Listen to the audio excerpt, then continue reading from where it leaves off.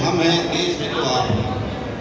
अब हम बात करेंगे, मैं बहुत देर से सबकी बातें सुन रहा था, जिस तरीके से मंच पे बात हो रही थी, शिक्षा की बात हो रही थी, पत्रकार की बात हो रही थी, शासन प्रशासन की बात हो रही थी।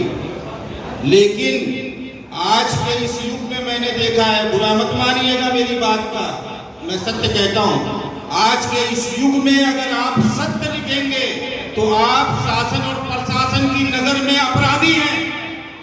उसका जीता जागता सबूत मैं खुद हूं। और आज कितने ऐसे लोग भी हैं, यूट्यूबर भी हैं कुछ इसमें ऐसे, कि जो पत्रकारिता को बदनाम कर रहे हैं 100, 200, 500 में लेके। आप किसी के भ्रष्टाचार को उजागर करें, आप किसी के अपराध को उजागर करें, जैसे इससे पहले अली साहब ने कहा कि वो शक्तिशाली होता है, तो हकीकत में वो शक्तिशाली होता है और उसका सहयोग कुछ बिके हुए पत्रकार भी करते हैं, और उसका परिणाम ये निकलता है कि प्रशासन आपको अपराधी बना देगा। अरे नियम तो ये है कि किसी के खिलाफ अगर कोई प्रार्थना पत्र जाता है तो आप निष्पक्ष उसकी जांच करें, अगर वो दोषी पाया जाता है तो उसके ऊपर आप मुकदमा लिखें। लेकिन होता क्या है, खासकर हमारे आजमगढ़ जिले की पुलिस में, कि अगर आपके खिलाफ प्रार्थना पत्र चला गया, आपके ऊपर मुकदमा लिख दिया जाएगा, फिर ये कहा जाएगा कि हमको ऊपर से प्रेशर था इसलिए मुकदमा लिख दिया गया, आप कोर्ट में करे जाके निर्दोष साबित हो जाएंगे। और जब किसी अपराधी के बारे में दिया जाता है तो पुलिस विभाग उसको जाकर हिदायत देता है। जैसा भी मैंने मुख्यमंत्री योगी आदित्यनाथ जी से लेकर उत्तर प्रदेश के सारे अधिकारियों को, यहाँ तक कि आजमगढ़ पुलिस को भी एक्स पे मैंने 9 तारीख को लिखा था कि कुछ लोगों द्वारा हमें अभद्र भाषा का इस्तेमाल किया गया, जान से मारने का इस्तेमाल किया गया, कठमुल्ला शब्द इस्तेमाल किया गया, आपत्तिजनक शब्दों का प्रयोग किया गया और बाकायदा सोशल मीडिया पे कहा गया कि मार देंगे, काट देंगे, तोड़ देंगे, पीट देंगे।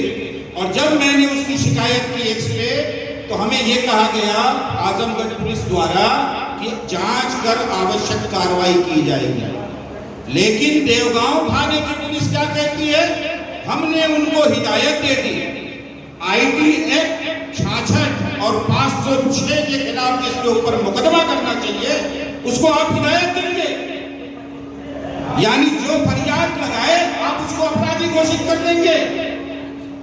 मैंने झोला छाप डॉक्टरों के विरुद्ध अभियान चलाया, माननीय मुख्यमंत्री योगी आदित्यनाथ जी का आदेश था कि झोला छाप डॉक्टरों पे कार्रवाई होगी, झोला छाप डॉक्टरों पे कार्रवाई हुई।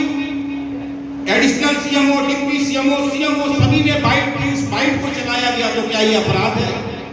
और हमारे ही पत्रकार संघ भारत के कुछ लोग ऐसे भी हैं जो वो झोला छाप डॉक्टरों का संरक्षण करते हैं, जिनका ये कहना है कि ये राष्ट्रीय पत्रकार संघ भारत संगठन सिर्फ हिंदुओं का संगठन है, मुसलमानों का संगठन नहीं है। हम सिर्फ हिंदुओं के लिए काम करते हैं, मुसलमानों के लिए काम नहीं करते। बार बार राष्ट्रीय अध्यक्ष जी ने हर मीटिंग में कहा कि आप लोग जाएं, आजमगढ़ डीआईजी से मिले, आजमगढ़ एसपी से मिले, लेकिन प्रदेश अध्यक्ष विनोद सिंह जी ने, मैं इस मंच से कहता हूं मुझे डर नहीं है, क्योंकि हो सकता है कि कल मैं इस संगठन में न रहूं। प्रदेश अध्यक्ष विनोद सिंह जी ने कहा उन झोला छाप डॉक्टरों से, मेरे पास उसकी ऑडियो है, मैंने राष्ट्रीय अध्यक्ष जी को भी भेजा है, अपने सारे साथियों को भेजा है। क्या कहा कि अरे राहत को तो कई मरतबा कहा गया कि डीआईजी से जाके मिलो, एसपी से जाके मिलो, मैंने सबको रोक दिया, उस जबीरा के मसले में कोई नहीं जाएगा।